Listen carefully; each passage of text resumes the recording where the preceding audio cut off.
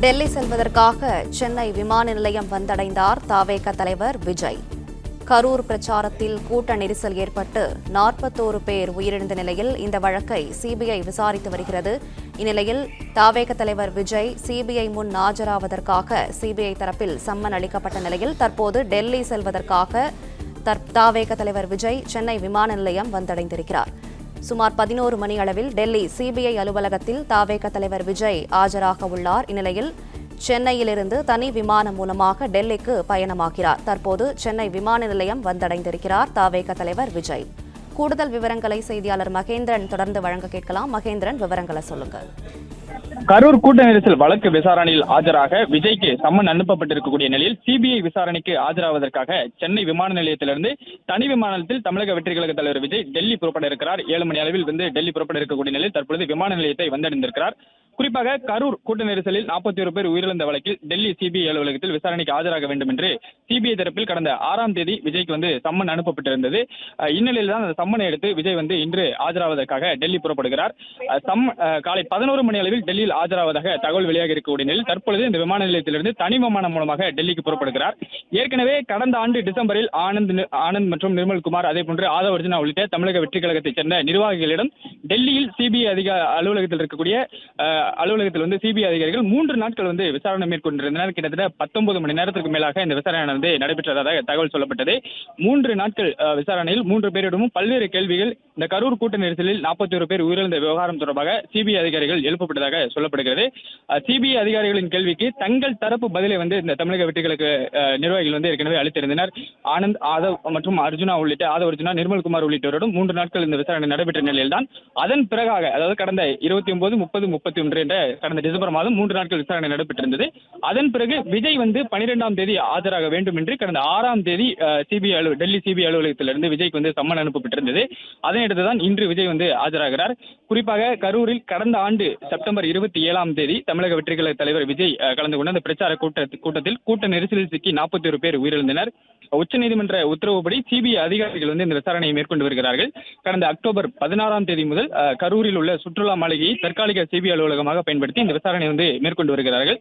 குறிப்பாக கடந்த 3 மாதங்களுக்கு மேலாகவே வேலுசாமிபுரம் பகுதி பொதுமக்கள், அதேபோன்று தனியார் ஆம்புலன்ஸ் ஓட்டுநர்கள், உடற்கூறாய்வு செய்த மருத்துவர்கள், உயிரிழந்தவரின் குடும்பத்தினர், காவல்துறையினர், தவேக நிர்வாகிகள் என பல்வேறு தரப்பினரிடமும் தொடர்ந்து நேரடியாகவும் களத்திற்கு சென்றும் இந்த கரூரில் சிபிஐ அதிகாரிகள் விசாரணை மேற்கொண்டு வருகிறார்கள். இது மட்டுமின்றி தமிழக வெற்றி கழக நிர்வாகிகள், அதாவது சமீபத்தில் டெல்லியில் வைத்து விசாரணை மேற்கொள்ளப்பட்டது. ஆனந்த் மற்றும் ஆதவ் அர்ஜுனா, நிர்மல்குமார் உள்ளிட்டோரிடம் 3 நாட்கள் டெல்லியில் விசாரணை மேற்கொள்ளப்பட்ட நிலையில் அதற்கு முன்பாக கரூரில் வைத்தும் அவர்களிடம் 2 நாட்கள் சிபிஐ அதிகாரிகள் விசாரணை மேற்கொண்டிருந்தனர். சமீபத்தில் உள்துறை அமைச்சகத்தின் கீழ் செயல்படக்கூடிய தடயவியல் துறை அதிகாரிகளும் டெல்லி எய்ம்ஸ் மருத்துவ அதிகாரிகள் 10க்கும் மேற்பட்டோரும் இந்த கரூர் வேலுசாமிபுரம் பகுதியான சம்பவ இடத்திற்கு நேரடியாகவே அவர்களும் விசாரணை மேற்கொண்டிருந்தார்கள். விஜயின் பிரச்சார வாகனம் கிட்டத்தட்ட 3 மாதங்களுக்கு பிறகாக அந்த கரூருக்கு எடுத்துச் செல்லப்பட்டு கரூரில் வைத்து அந்த பிரச்சார வாகனத்தை அங்குலமாக சிபிஐ அதிகாரிகள் ஆய்வு செய்தனர். அதேபோன்று தடயவியல் துறை அதிகாரிகளும் அந்த பிரச்சார வாகனத்தை முழுமையாக ஆய்வு செய்து சோதனை மேற்கொண்டனர். பிரச்சார வாகனத்தின் நீளம், அகலம் உள்ளிட்ட பல்வேறு விஷயங்களையும் அளந்து பிரச்சார வாகனத்தை முழுமையாக ஒரு நாள் முழுமையாக பிரச்சார வாகனத்தை வைத்து அந்த பிரச்சார வாகனத்தை அந்த கரூர் கூட்ட நெரிசலின் போது ஓட்டி சென்ற ஓட்டுநரிடம் சிபிஐ அதிகாரிகள் விசாரணை மேற்கொண்டனர். இந்நிலையில் தான் விஜய்க்கு இன்று ஆஜராக சம்மன் அனுப்பப்பட்டிருக்கிறது. விஜய் அந்த நேரத்தில் அந்த பகுதியில் கரூர் கூட்ட நெரிசல் சம்பவத்தில் விஜயிடம் பல்வேறு கேள்விகள் இன்று எழுப்பப்பட இருக்கிறது. ஒருவேளை விசாரணை இன்று டெல்லி செல்லக்கூடிய விஜய், ஒருவேளை விசாரணை நீட்டிக்கப்பட்டால் நாளை மறுநாள் அவர் சென்னை திரும்பும் வகையில் ஏற்பாடு செய்யப்பட்டிருக்கிறது. ஒருவேளை விசாரணை நீட்டிக்கப்பட்டால் அதற்கும் விஜய் ஒத்துழைப்பு வழங்குவார் என்று கட்சி சார்பில் தகவல் தெரிவித்திருக்கிறார்கள். விஜய்க்கு உரிய பாதுகாப்பு ஏற்பாடுகளை செய்ய வேண்டும் என்றும் கட்சி சார்பில் டெல்லி காவல்துறைக்கு மின்னஞ்சல் மூலம் மனுவானது அளிக்கப்பட்டிருக்கிறது. ஏர்போர்ட் முதல் சிபிஐ அலுவலகம், அதே போன்று விஜய் தங்கக்கூடிய இடம் என, அதாவது ஒரு நாள் விஜய் தங்கும் வகையில் ஏற்பாடு செய்யப்பட்டிருக்கிறது. தனியார் நட்சத்திர விடுதியிலிருந்து விஜய் தங்க ஏற்பாடு செய்யப்பட்டிருக்கிறது. அங்கும் விஜய்க்கு பாதுகாப்பு வழங்க வேண்டும் என்று மின்னஞ்சல் மூலம் தமிழக வெற்றி கழகம் தரப்பில் மனு வழங்கப்பட்டிருக்கிறது. அதேபோன்று டெல்லி காவல்துறையும் விஜய்க்கு உரிய பாதுகாப்பு வழங்கப்படும் என்று கூறியிருக்கிறார்கள். இந்த கரூர் கூட்ட நெரிசல் விவகாரத்தில் கடந்த செப்டம்பர் 27ஆம் தேதி நடந்த கடந்த ஆண்டு செப்டம்பர் 27ஆம் தேதி கரூரில் நடந்த 41 பேர் உயிரிழந்த விவகாரத்தில் தொடர்ச்சியாக கடந்த 3 மாதங்களாக பல்வேறு கோணங்களில் சிபிஐ அதிகாரிகள் விசாரணை மேற்கொண்டு வருகிறார்கள்.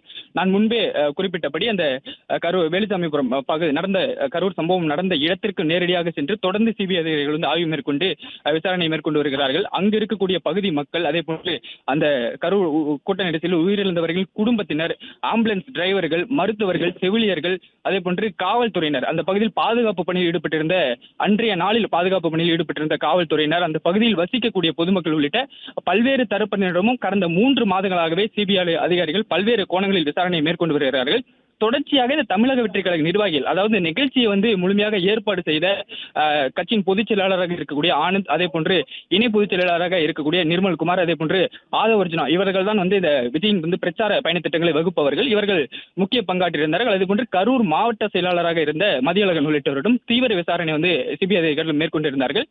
கரூரில் வைத்தும் அவர்களிடம் 2 நாள் வந்து விசாரணை மேற்கொள்ளப்பட்டது. அதன் பிறகாக அவர்களுக்கு டெல்லி சிபிஐ அலுவலகத்திற்கு வர வேண்டும் என்று சம்மன் அனுப்பப்பட்டு இவர்களும் வந்து டெல்லிக்கு சென்று ஆஜராகியிருந்தார்கள்.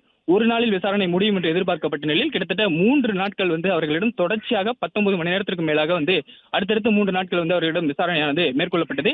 பல்வேறு கோணங்களில் அவர்களிடம் வந்து டெல்லியில் வைத்தும் சிபிஐ அதிகாரிகள் வந்து கேள்வி எழுப்பியிருக்கிறார்கள். அந்த கரூர் பிரச்சார கூட்ட நெரிசலில் 41 பேர் உயிரிழந்த விவகாரத்தில் என்ன நடந்தது என்று உள்ளிட்ட பல்வேறு கோணங்களில் இவர்கள் ஏற்பாடுகளை எவ்வாறு மேற்கொண்டார்கள், எந்த அடிப்படையில் வந்து ஏற்பாடுகள் வந்து செய்யப்பட்டது உள்ளிட்ட பல்வேறு கோணங்களில் அவர்களிடம் பல்வேறு தரப்பில் கேள்விகள் எழுப்பப்பட்டதாகவும் சொல்லப்பட்டிருந்தது. அதனை அடுத்துதான் விஜய், அதாவது இந்த கரூர் கூட்ட நெரிசலில் விஜய் இந்த பிரச்சார களத்திற்கு வந்து சென்றிருந்தார். அங்கு என்ன நடந்தது என்று உள்ளிட்ட பல்வேறு விவகாரம் தொடர்பாக விஜயிடம் வந்து கேள்வி எழுப்பப்பட்டிருக்கிறது. விஜய் வந்து தனது தரப்பு விளக்கத்தை வந்து இந்த சிபிஐ அதிகாரிகளும் அது கொடுக்க இருக்கிறார். அதற்காக தான் தற்பொழுது சென்னை விமான நிலையத்திலிருந்து டெல்லி புறப்படுகிறார். டெல்லியில் வைத்து அவரிடம் வந்து காலை 11 மணிக்கு ஆஜராவார் என்று சொல்லப்பட்டிருக்கிறது. காலை 11 மணியிலிருந்து விஜயிடம் வந்து விசாரணை மேற்கொள்ளப்படும். எத்தனை மணி நேரம் இந்த விசாரணை வந்து செல்லும் என்று தகவல் தெரியவில்லை. பட் இருந்தாலும் விஜயிடம் தொடர்ச்சியாக விசாரணை மேற்கொள்ளப்படும். நாளை மறுநாள் வரை விஜய் அங்கு இருக்குவதற்காக தமிழக வெற்றிக் கழக நிர்வாகிகள் வந்து ஏற்பாடு செய்திருக்கிறார்கள். விசாரணை ஒருவேளை 2 நாட்களில் முடியவில்லை, மேலும் நாட்கள் வந்து நீட்டிக்கப்படுகிறது, தொடர்ச்சியாக விஜயிடம் வந்து விசாரணை மேற்கொள்ளப்படும் என்றால் அதற்கும் விஜய் வந்து ஒத்துழைப்பு வழங்கும் வகையில் ஏற்பாடு செய்யப்பட்டுள்ளதாகவும் தமிழக வெற்றிக் கழக நிர்வாகிகள் வந்து தகவல் தெரிவித்திருக்கிறார்கள்.